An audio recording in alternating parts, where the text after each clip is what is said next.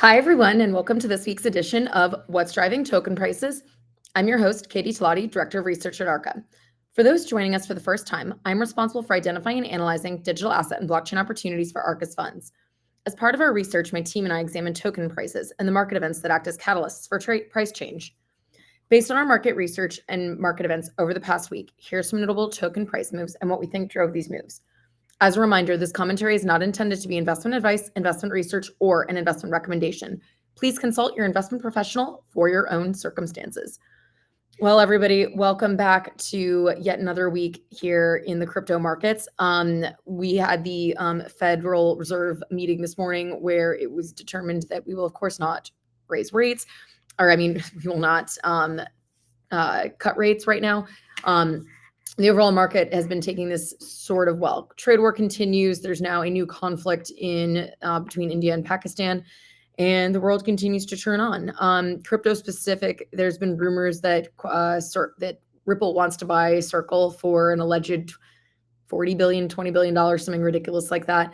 We'll see how that all nets out. But as usual today, I have some tokens to talk about, so we will get into those. So first up, I'm actually going to talk about a token called Clanker or TokenBot. So TokenBot is a project. They're built on the Web3 social media platform Farcaster, which is built on Base, the layer 2 for Coinbase, if you're not familiar. Basically, the way TokenBot works is that it allows you to take any Farcaster like tweet and create a basically it's like a tweet to create type of tokenization platform. So you can basically tell it like, okay, based on what I've tweeted here, I want you to create a token. So some pretty interesting value unlock, although, some of these kind of projects like Zora, like TokenBot, they're trying to kind of find their product market fit still, I think, outside of just being for meme coins. So basically, they suffered a big scandal this past week. One of their founders, who was known as Alex, kind of pseudonymous, was revealed to actually be somebody named Gabagool. So if you aren't previously familiar with it, Gabagool was previously part of the Velodrome Aerodrome team. Velodrome is a DEX that began on Arbitrum. They also have a version of their version Aerodrome is also like issued on Base as well. And they're the biggest DEX on Base. So back in 2022, Gabagool was actually caught stealing treasury assets from the project. Although he ended up returning the funds because he got caught on chain and confessed, he was dismissed from the project and kind of disappeared in disgrace, as one would in this situation. So the identity of Alex came to light a few days ago, and TokenBot announced that it was going to be parting ways with him as a result. The community has been pretty supportive of this decision, with many still bullish on the project's outlook. Unfortunately, despite this, the token is down 31% for the week. All right, next up, we're going to talk about Rune or Thor Chain. So if you're not familiar with them, Thor Chain is like the cross-chain DEX. They also have a bunch of related DeFi projects. I actually talked about them a couple months ago because we'll get into it in a minute. But on Monday, the debt token that there was the launch of this new debt token called TCY, and it's actually part of Thor Chain's kind of reorganization plan for a product called ThorFi. So what I mentioned I mentioned this a few months ago in one of our sessions, but ThorFi basically suffered like a liability asset mismatch is kind of the simplest way of putting it, leading kind of to a major undercapitalization of the protocol. And as a result, a lot of people who had loaned their assets out there, they had found that their collateral had basically been kind of sold or taken by other users. And so there were kind of like a lot of people left holding the quote unquote bag for how the protocol was designed. So in response to this, the Thor Chain team actually, they paused ThorFi, the product, and said that they were going to come up with a plan to pay back people from this. The protocol doesn't have, whatever it was, $200 million in treasury assets to repay them. So they'd come up with a bit more of a creative financing solution.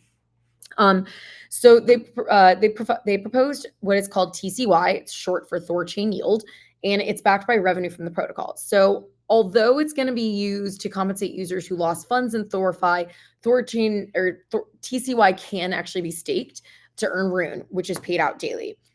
So what happens basically, the kind of basic flow chart is that going forward, Rune the native token for Thor Chain is going to be bought back using 10% of protocol revenues in perpetuity. And those who stake their TCY tokens will earn that Rune token that is bought back from the market, essentially paying them back. To give you an idea, the TCY token was issued 1-to-1 with the per $1 of debt, you got one token. So it should be worth at par value $1. It was listed for 10 cents at launch, and it's since traded up to about 26 cents, possibly showing that most people are feeling that this will eventually return to par. Definitely an interesting project to follow and token, although it is new and very small to start. Rune is down 7.4% for the week. All right, next up, we're going to talk about Telegram, or the TON blockchain network. So the TON blockchain announced this last week that it's going to take on $500 million of tokenized debt via a tokenization platform called Libre. So the Telegram Bond Fund, or TBF, represents a portion of 2.35 billion bonds that were issued by the messaging app Telegram in 2021 and also in subsequent years, I believe in 2024 as well.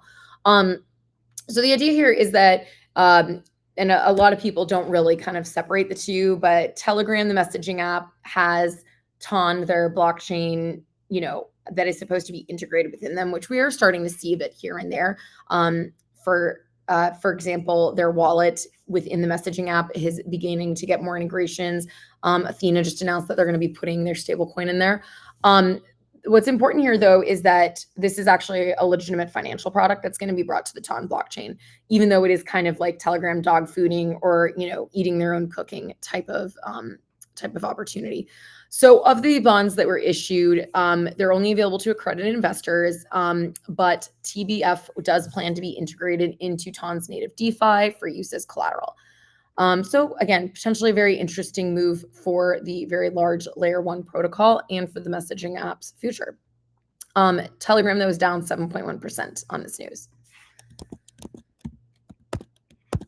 Okay, last up, we're going to talk about Chainlink. So if you're not familiar with them, very old OG crypto project. They provide decentralized Oracle services. Basically, the idea where blockchains and smart contracts can't really get outside input, and so but outside input could also be manipulated. So you want, for example, on pricing data that could affect lend borrow protocols, any type of yield protocol, any type of decentralized stablecoin. And so oracles are kind of created as a trust minimized system that will help feed in that data in a way that can be like kind of tamper resistant.